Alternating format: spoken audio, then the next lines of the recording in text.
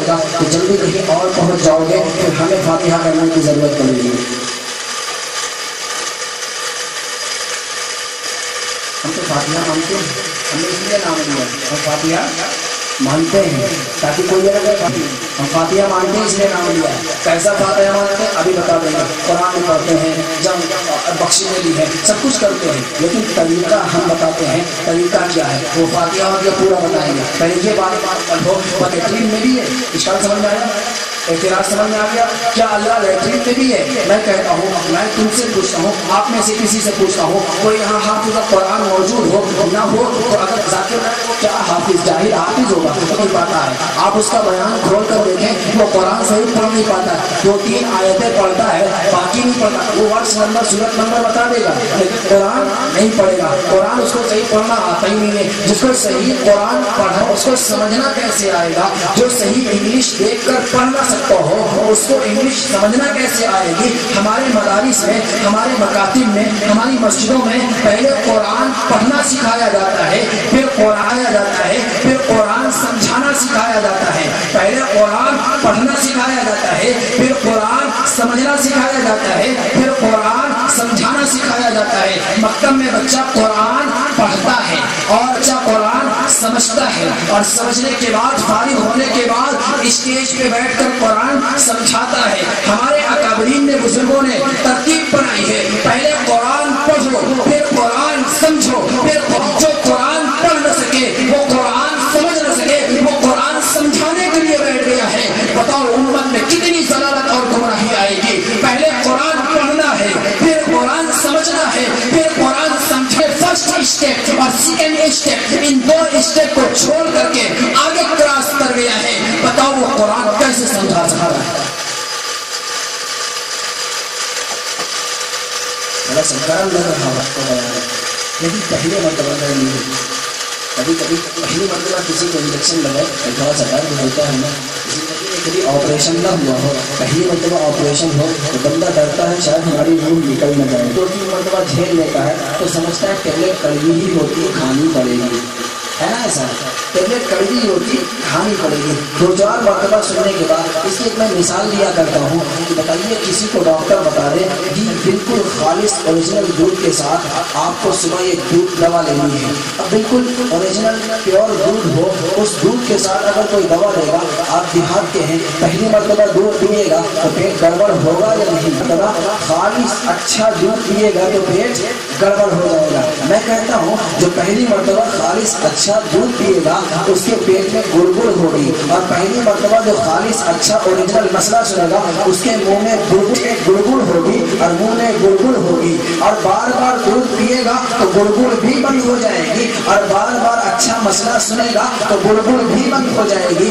اگر میرے جانے کے بعد کوئی گڑگڑ کرے گی مرتبہ بچانے کو خالص مسئلہ ملا ہے۔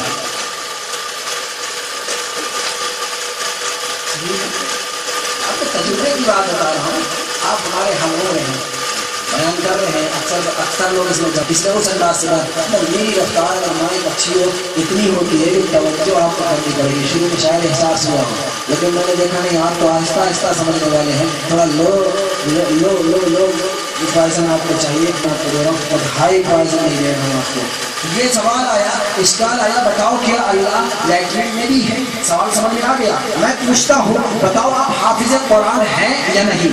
سوال جواب سنیں، دھیان سے سنیں، سمجھ میں آئے گا۔ بتائیے آپ حافظ قرآن کے حافظ ہیں یا نہیں؟ بندہ بولے گا میں قرآن کا حافظ ہوں، میں قرآن یاد کر کے رکھا ہوں۔ اب میں اس کو سوال کروں گا کہ بتاؤ قرآن تمہارے سینے میں محفوظ ہے؟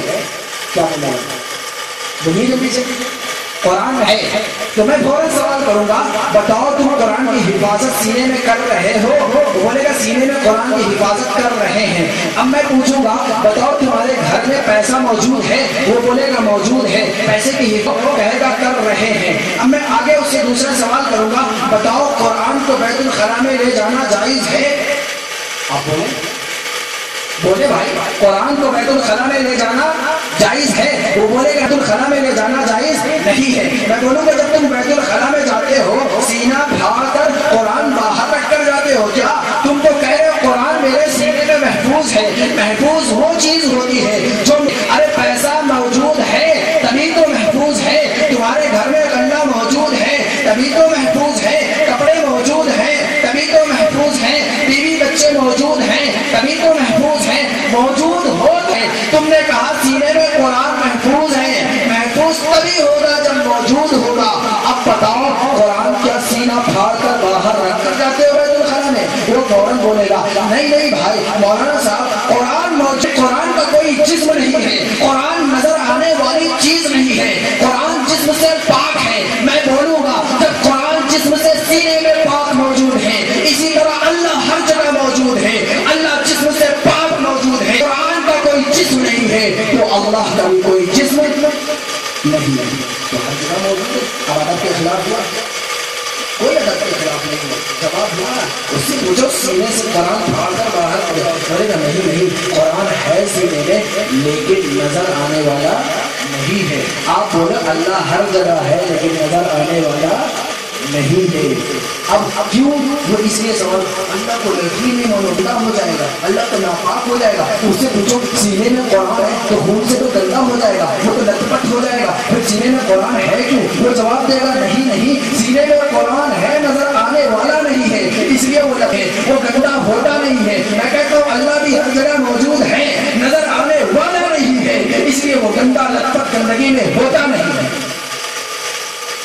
اب ایک مسئلہ یہ ہے اللہ ہر جگہ ہے۔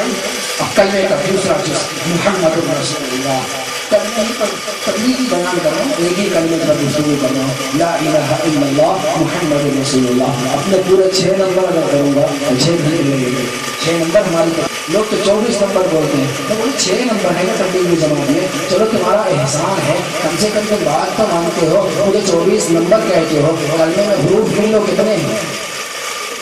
24۔ ہم کلمے ہے جب تو کلمہ نہیں مانتا ہے کوئی بات نہیں، میں تو کہوں گا مان لو، نہیں مانتے کوئی بات نہیں ہے، لیکن ہم اس کو تھوڑا سا اگر الٹ کر کے کر دیں کہ 24 میں 2 پہلے ہوتا اور 4 بعد میں ہوتا ہے، اور آپ 2 سے پہلے 0 لگاؤ تو 0 کی کوئی ہے، 2 سے پہلے 0 لگاؤ تو 0 کی کوئی حیثیت بنے گی؟ بتائیے 0 کی تو کوئی حیثیت ہوتی نہیں ہے۔ آپ 1 لکھو اور 1 سے پہلے 0 لکھو، 1 پڑھو گے یا 10 پڑھو گے؟ تو اب میں 24 کو لکھنے کے لیے 2 سے ہوں اور اس کو اٹھا کے پلٹ دیتا ہوں، میں بولتا ہوں 24 ہوں، کہیں تک اس کے پلٹے ہوئے تو نہیں ہوں۔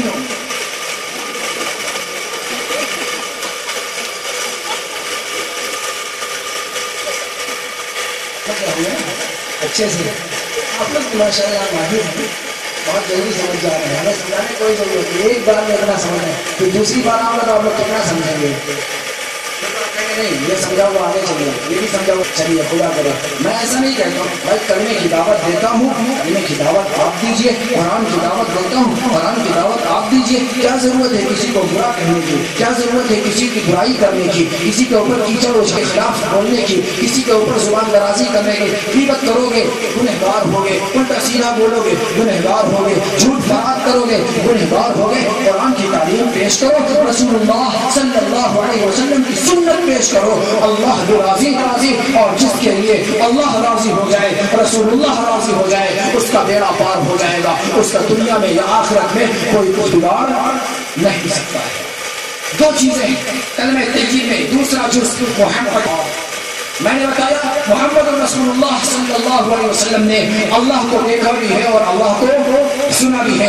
آخری نبی پاک پیارے پیغمبر صلی اللہ علیہ وسلم اللہ کے آخری نبی ہے، آپ کو نہیں ماننا ہے۔ آپ کی زندگی میں بھی بعض لوگوں نے نبوت کا دعویٰ کیا ہے، مسیلمہ کذاب نے نبی کی زندگی میں نبی با حیات تھے، نبی دنیا میں زندہ تھے، نبی مدینہ طیبہ میں با حیات تھے، اس وقت بھی تھوڑے کمینوں نے، کافروں نے، فاسقوں نے، فاجروں نے، مجرموں، ڈاکوؤں، چوروں، نالائقوں نے بھی رسول اللہ صلی اللہ علیہ وسلم کی نبوت کے اعلان کے بعد کہا ہے میں بھی نبی ہوں، وہ نبی نہیں ہو سکتا، کتا سور ہو سکتا۔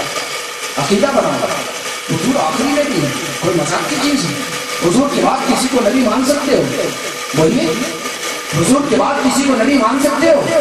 اللہ کے نبی جو بھی نبی نبوت کا آپ کے بعد دعویٰ کرے اس کو جہنمی کتا سور گدھا ماننا یہ بھی کم ہے، اس سے بھی بڑا کر تو کوئی لفظ بولو کہ یہ بھی کم ہوگا، الفاظ ختم کر دو گالی دینے میں، یہ بھی کم ہے۔ کیوں؟ وہ رسول اللہ کی نبوت پر حملہ کرنے والا ہے۔ حضور نے ارشاد فرمایا، مسلم شریف کی روایت ہے، مشکات المصابیح جلد نمبر 2 میں